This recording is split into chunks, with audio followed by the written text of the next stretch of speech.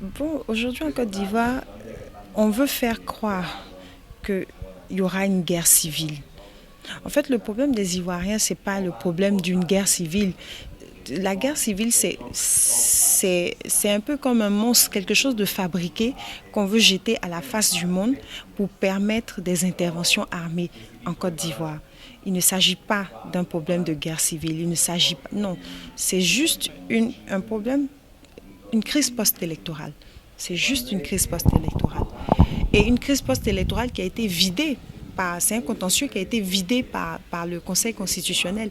Dès que le Conseil constitutionnel a prononcé son verdict, en ce moment, c'était fini. Il n'y avait plus rien d'autre à faire parce que le Conseil constitutionnel, c'est quand même le Conseil, c'est l'institution suprême en matière d'élection en Côte d'Ivoire. Donc le Conseil constitutionnel a donné son verdict. S'il y avait des réclamations à faire, tout devait se passer au niveau juridique. Il ne devait pas avoir d'intervention armée, il ne devait pas... En fait, tout le folklore auquel on assiste actuellement, il ne devait pas avoir tout ça en Côte d'Ivoire. Je pense que si on avait respecté les lois ivoiriennes, si on avait respecté la Constitution, on ne serait pas là.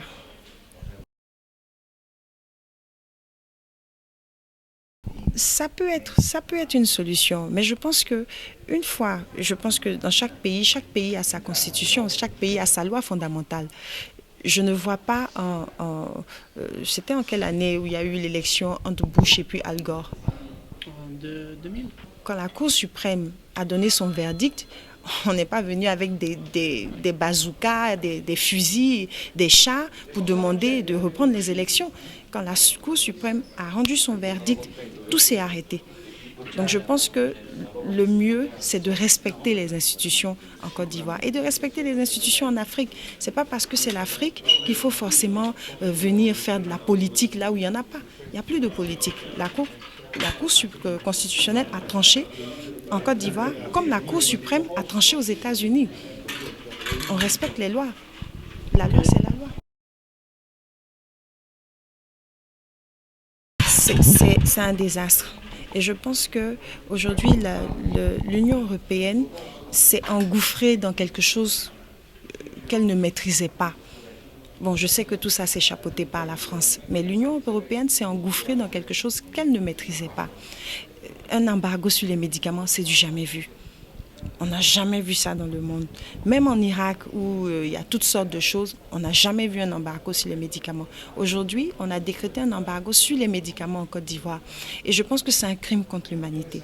Parce que, je ne sais pas, aujourd'hui, quand je quittais Abidjan, on était à 29 morts. Qui va assumer ces morts-là? Qui va assumer la responsabilité de ces morts? L'Union européenne? Est-ce que c'est un pays qui parle de droits de l'homme, de droit à la santé, enfin, je n'arrive pas, je trouve ça tellement aberrant, j'ai l'impression que c'est le monde à l'envers. La situation sanitaire est désastreuse en Côte d'Ivoire. Il devait y avoir des campagnes de vaccination.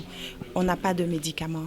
Il devait y avoir il y a des épidémies ici et là dans certaines zones qu'on ne peut pas résorber parce qu'il n'y a pas de médicaments. On a besoin de médicaments. Et aujourd'hui, on détourne les bateaux qui viennent avec des médicaments. On les détourne sur Dakar, on les détourne sur d'autres ports, alors qu'il y a la population ivoirienne qui n'est pas forcément concernée par un contentieux électoral, qui a besoin de vivre. Moi, je pense que c'est un crime contre l'humanité. Je pense que les responsables de l'Union européenne devaient revoir les sanctions qu'ils ont prononcées contre la Côte d'Ivoire.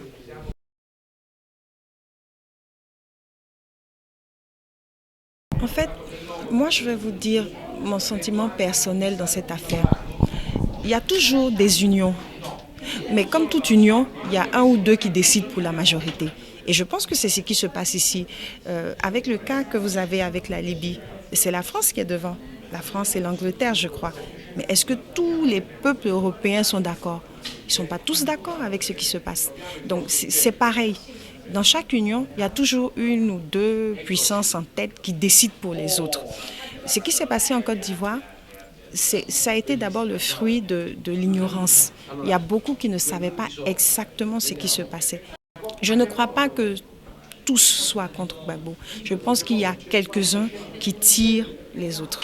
Il y a beaucoup de choses. La Côte d'Ivoire, c'est 40% du PIB de la sous-région. Donc, les gens se disent, à tort ou à raison, qui contrôle la Côte d'Ivoire contrôle la sous-région. Je pense que c'est beaucoup plus des intérêts, des jeux d'intérêts, que je ne crois pas, une crise post-électorale.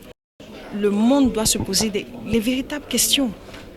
Il ne faut pas laisser les dirigeants faire n'importe quoi parce qu'il faut protéger ses intérêts. Il faut se poser les bonnes questions pour avoir les bonnes réponses.